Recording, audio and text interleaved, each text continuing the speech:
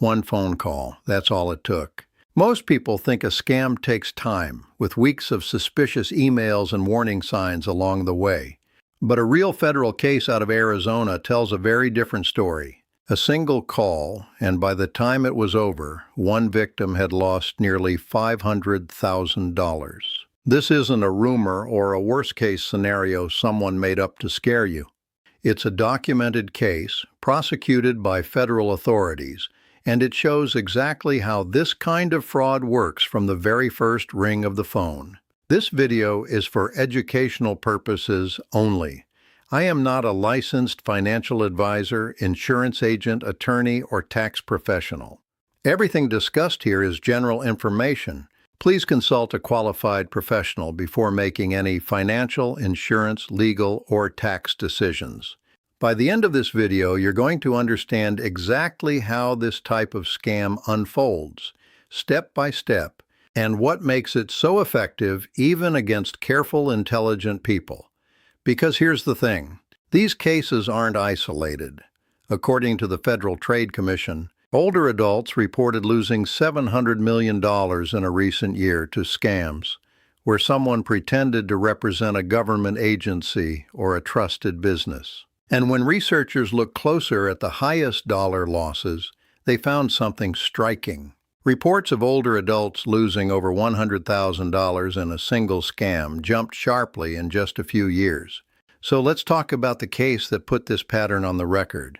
A federal grand jury in Tucson indicted a man on wire fraud charges connected to a lottery scheme that targeted elderly victims across Arizona and other states. According to the case, one Arizona victim lost nearly $500,000.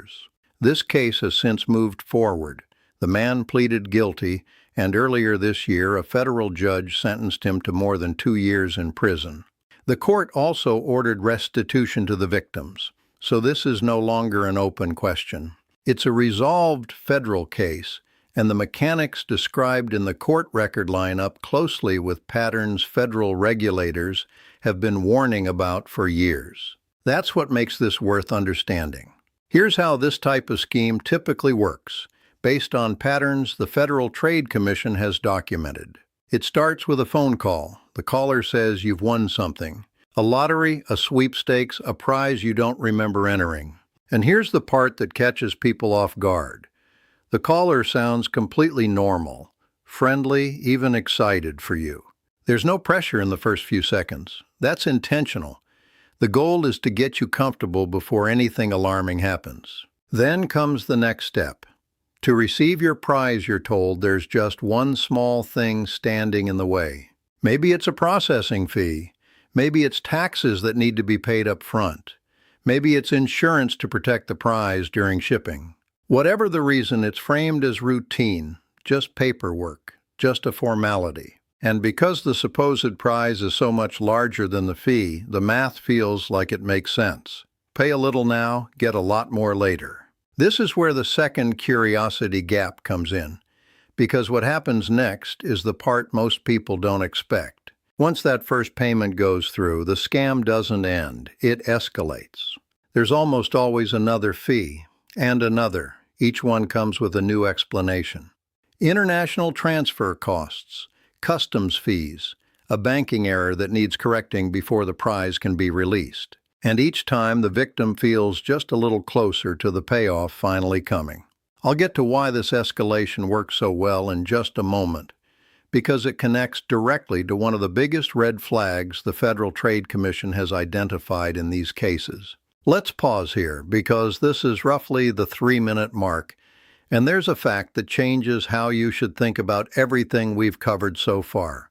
According to the FTC, reports from older adults claiming losses of $100,000 or more in a single scam climbed dramatically between 2020 and 2024. That's not a small uptick. That tells you these schemes have become more organized, more patient, and more capable of pulling large sums from people over time, not just in one transaction. So why does the escalation work? Why do people who've already paid once agree to pay again and again? Here's the simple truth.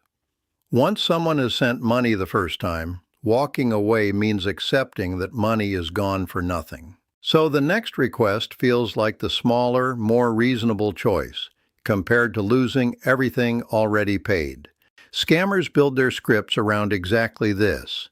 Each new request is framed as smaller than the last payment, relative to the size of the prize, which makes continuing feel like the safer bet than stopping.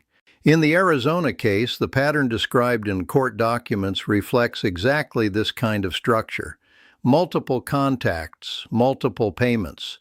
The co-conspirators, reportedly posed as federal government representatives, told the victim she had won prizes including cash, and convinced her to send money for fees and taxes again and again, ultimately costing her nearly $500,000 for a prize that never existed. Here's something else worth knowing. The Federal Trade Commission has found that scammers in these high-dollar cases often push victims toward bank transfers, gift cards, or cryptocurrency, payment methods that are extremely difficult to reverse once the money is sent. That's not an accident either. It's part of why these schemes can do so much damage before anyone outside the situation realizes what's happening. Now we're approaching the 6-minute mark, and here's the fact that matters most. This isn't about intelligence. It's not about being careless or naive. The victims in documented cases like this one include people who manage their own finances successfully for decades. What scammers exploit isn't a lack of knowledge. It's the structure of a normal, polite phone conversation, where saying no to a stranger feels harder than it should, and where good news naturally lowers our guard. The scam doesn't work because the story is believable on its own. It works because of how it's delivered, slowly, patiently, in a way that makes each individual step feel small. So what can you actually do with this information? Here's the part that matters most. If you ever receive a call telling you that you've won a prize, and that claiming it requires you to pay something first, whether that's framed as a tax, a fee, or insurance, that structure itself is the warning sign. Real sweepstakes are free and they're based on chance. According to the Federal Trade Commission, it's illegal for a legitimate sweepstakes to ask you to pay or buy something to enter, or to increase your odds of winning. The safest response in that moment isn't to argue or negotiate, it's simply to hang up. And if you ever want to verify anything, look up the organization's official contact information yourself, rather than using any number or link given to you during the call. If you have an older family member, this is also worth sharing with them, not as a scare tactic, but as information. Knowing the pattern in advance, the friendly call, the small fee, the escalating requests, makes it dramatically easier to recognize in the moment before any money changes hands. To bring this back to where we started, one phone call. According to federal court records, that's how a scheme that cost one Arizona victim nearly $500,000 began. The man behind it has now been sentenced, and the Department of Justice continues to prosecute cases like this one across the country. Meanwhile, the Federal Trade Commission continues to track the broader pattern, which shows these schemes are growing, not shrinking. Understanding how the structure works, the prize, the fee, the escalation, is the single most useful piece of information you can carry with you, because it's the structure, not the story, that gives the scam away. This video is for educational purposes only. I am not a licensed financial advisor, insurance agent, attorney, or tax professional.